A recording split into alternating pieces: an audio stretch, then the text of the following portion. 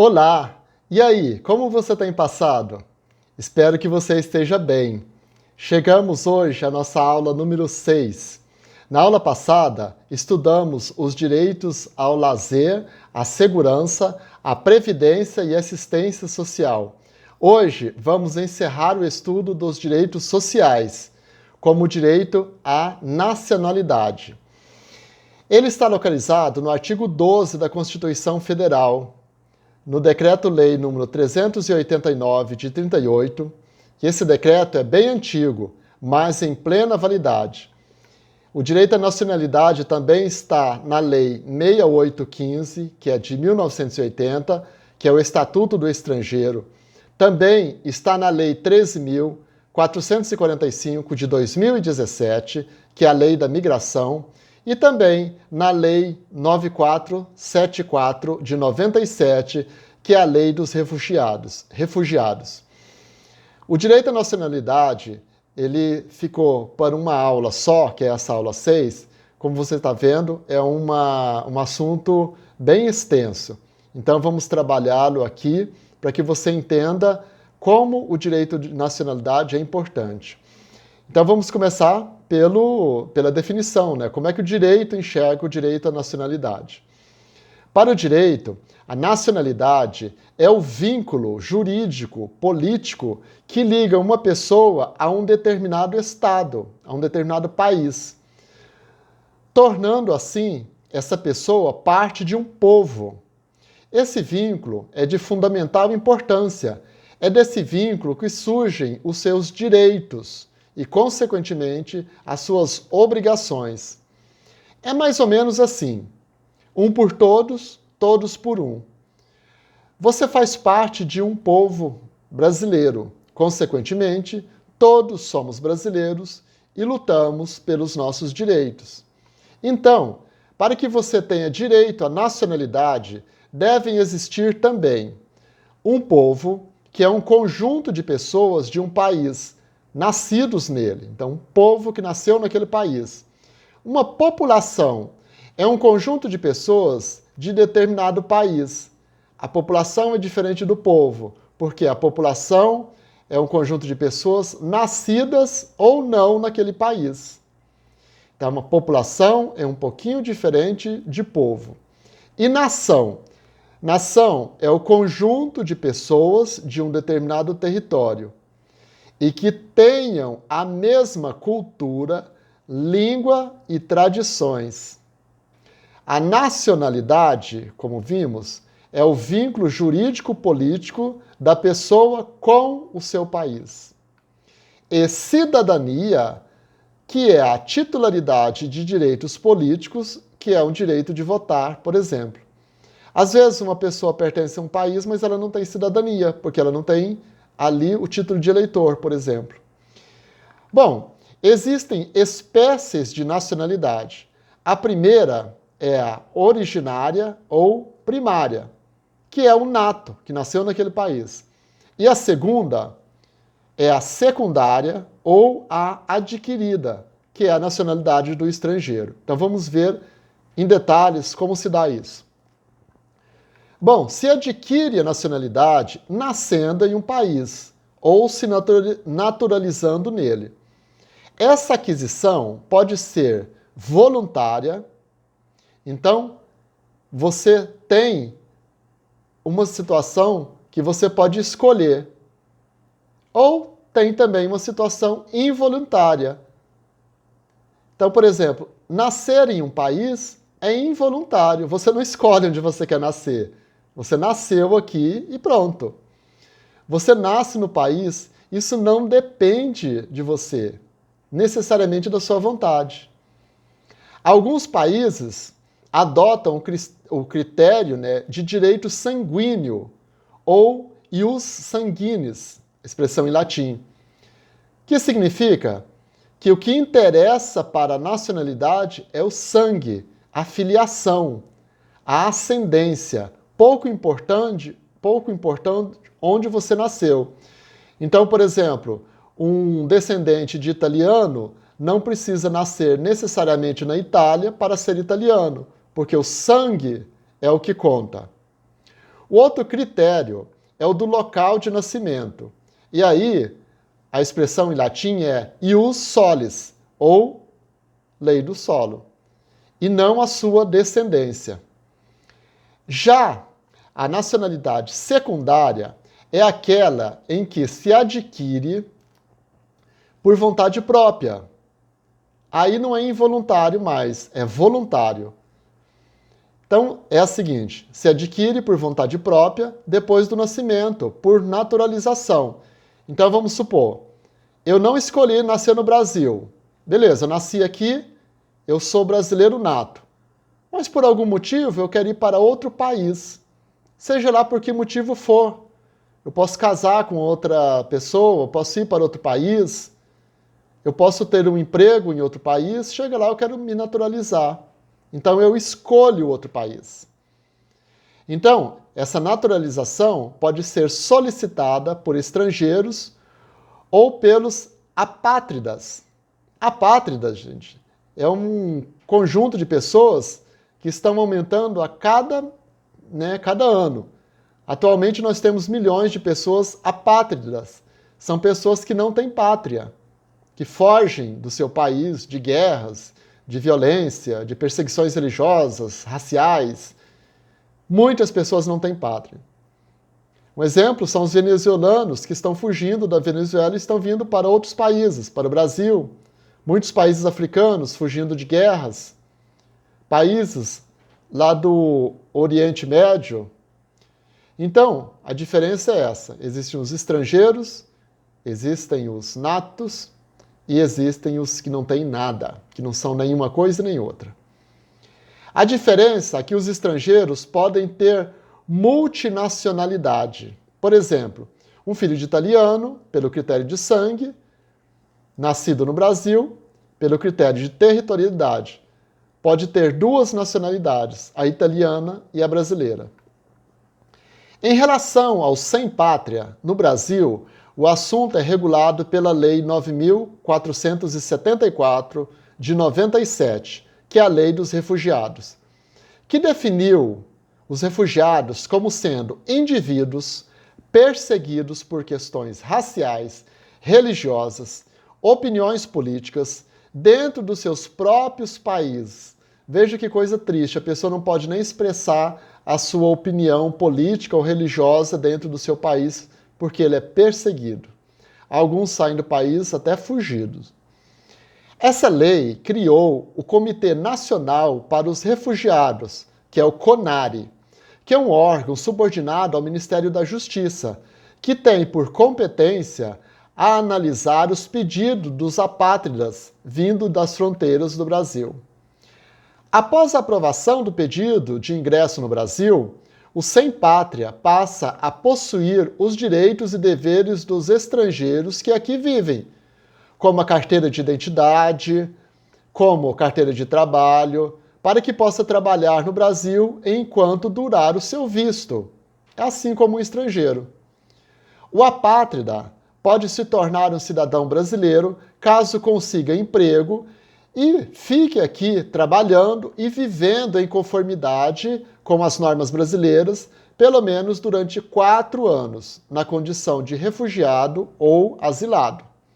Mas ele tem que viver aqui em paz, se adaptar à cultura, ao respeito ao povo brasileiro e não vir aqui para fazer baderna, para fazer bagunça, porque senão aí ele não é aceito e ele tem que sair do país. Regra geral, o Brasil adotou o critério do solo, embora com um tempero do critério do sangue, para a política de nacionalidade. Podemos perceber isso analisando o artigo 12 da Constituição Federal.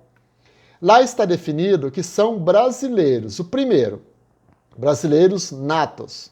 E aí vem, são brasileiros natos. Os nascidos na República Federativa do Brasil, ainda que de país estrangeiro, desde que esses não estejam a serviço de seu país.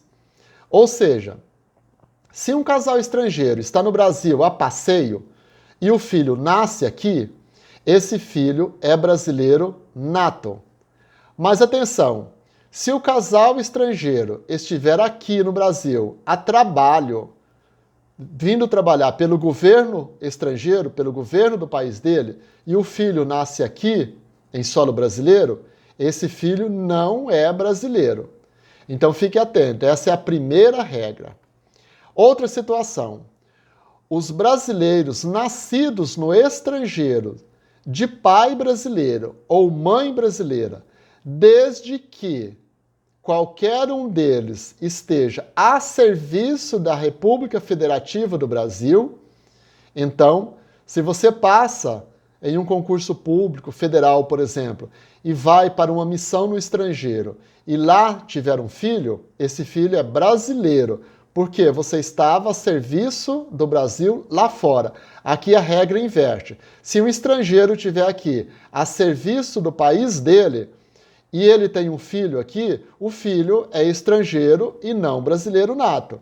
Aqui se inverte. Se é você que está a serviço do Brasil lá fora e o seu filho nasce, então seu filho é brasileiro tanto quanto os que nasceram aqui.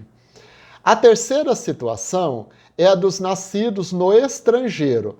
Então, se é um filho de pai brasileiro ou de mãe brasileira, desde que sejam registrados em repartição brasileira e competente, embaixada brasileira, por exemplo, ou que venham a residir no país e optem em qualquer tempo, depois de atingida a maioridade, pela nacionalidade brasileira. Então é o seguinte, se você tem um casal, vai para o estrangeiro, lá, você está passeando, não está trabalhando para o governo, não, está passeando. E o teu filho nasce lá.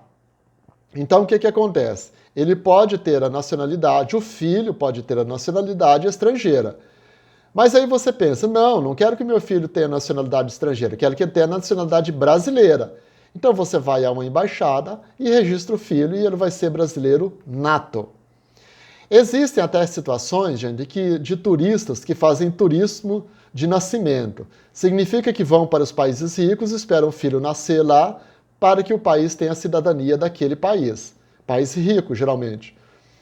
O governo acaba percebendo isso, mas não pode fazer muita coisa, porque é um acordo, isso é legal, não é prejudicial. Mas acontece o seguinte, só o filho que fica com a nacionalidade estrangeira, o pai não. Então não adianta muita coisa. Agora, os naturalizados previstos no inciso 2 do mesmo artigo 2 são... Então, no inciso 1, nós falamos quem são os brasileiros natos. Agora vamos entender quem são os naturalizados. A primeira situação, são naturalizados, então, os que pediram a naturalização junto ao Ministério da Justiça. Aqui cabe uma observação. Se o estrangeiro for de um país de língua portuguesa, como Portugal, por exemplo, é exigido que tenha residência no país por 1 ano somente, sem interrupção e que tenha idoneidade moral. Aqui cabe uma observação, quer dizer que a pessoa tem que ficar morando aqui no país. Não adianta ele vir aqui, comprar uma casa, mobiliar, voltar para o país dele, depois, passados 8 meses, por exemplo, ele volta e diz, olha, eu fiquei morando aqui 1 ano. Não, ele tem que comprovar de alguma forma, pelo visto do passaporte, por documentos, por que ele mora aqui no Brasil durante 1 ano. É muito comum isso, gente. Às vezes tem turistas que vêm para cá, compram uma casa e acham que já é, moradia. Mas ele tem uma casa, mas ele não mora aqui. Já os estrangeiros, gente, a outra regra é a seguinte. Os estrangeiros, de modo geral, que não são de país de língua portuguesa, eles precisam morar aqui por um tempo superior a 15 anos ininterruptos. E mais, não pode ter condenação penal nem aqui e nem no país de origem. Essa é a chamada naturalização extraordinária ou quinzenária. Isso pode cair em alguma situação de concurso, então não confunda. Naturalização extraordinária é a exigência, o que acontece, é o tipo de naturalização quando o estrangeiro é de um país que não é de língua portuguesa. Aí ele precisa demonstrar que ele mora aqui 15 anos ininterruptos, não pode ter condenação nem no país dele e nem no Brasil. Porque senão aqui vira também um local de portas abertas para atrair bandidagem, foragidos da polícia, etc. A lei não estabelece distinção entre brasileiros natos ou naturalizados. A exceção está no artigo 12, parágrafo 3º. Isso aqui é muito importante, gente. Guardem essa regra. Esse artigo proíbe a naturalizados de concorrer aos cargos de presidente e vice-presidente da República, de presidente da Câmara dos Deputados e do Senado, ministros do Supremo Tribunal Federal, carreiras diplomáticas e oficiais das Forças Armadas, do Exército, Marinha e Aeronáutica. Aposto que você não sabia disso, né? Comente aqui embaixo, faça seu comentário. Diga aí, eu sabia. Pois é, tem muitas regras em relação à nacionalidade. E tudo isso cai muito em concursos e provas da ordem também. Bom, mas você já deve estar se perguntando, é possível perder a nacionalidade? Sim, segundo o artigo 12, parágrafo 4º da Constituição Federal, o brasileiro nato ou naturalizado perde a nacionalidade. Primeira situação, quando adquirir outra nacionalidade. Então, quando você escolhe ser naturalizado em outro país, aí você perde a nacionalidade automaticamente. Mas tem uma exceção. Presta atenção. Na hipótese do outro país reconhecer a sua nacionalidade originária. Então, nesse caso, ele terá as duas naturalmente. Você pode ter dupla nacionalidade. Uma segunda situação. Mas se o país estrangeiro obrigar o brasileiro a se naturalizar para que lá possa viver, nesse caso o brasileiro não perde a sua naturalidade. Por quê? Porque ele só pediu a naturalização lá no outro país porque ele precisava trabalhar lá ou por necessidade de lá viver. Como, por exemplo, se ele casou com uma pessoa de lá e precisou acompanhar a mulher ou o marido, ou o companheiro, ou o filho, enfim, ele teve que fazer essa opção meio que à força. Não seria justo que ele perdesse a naturalidade dele do Brasil para atender uma questão que fugiu ao controle dele. Então, se o país exigir a naturalização e não for por opção dele, aí ele não perde. Só se for por opção dele que ele vai perder. Uma observação importante. O brasileiro nato pode perder a sua nacionalidade, porém, o brasileiro nato não pode ser extraditado. Guarde essa regra. O brasileiro nato pode perder a sua nacionalidade, mas um brasileiro nato não pode ser extraditado para o país. Vamos entender. Vamos supor, você está em outro país e lá você se envolve em um crime e acaba fugindo do país. Depois, a polícia de lá descobre que foi você que cometeu o crime, mas você já voltou para o Brasil. Então, eles pedem a sua extradição para lá para ser julgado. Em muitos países tem até pena de morte. Aí, se você volta para lá, eles acabam te matando. Então, o Brasil não é obrigado a entregar um brasileiro para extradição. Essa é uma garantia constitucional prevista no artigo 5º, no inciso 51. Guarde essa regra, porque essa regra é importante e poucas pessoas sabem disso. Então, com esse exemplo, já fica muito mais fácil você guardar, né? Existe alguma outra circunstância em que o brasileiro nato perde a sua nacionalidade? A resposta também é sim. Está previsto no artigo 12, parágrafo 4º, inciso 1.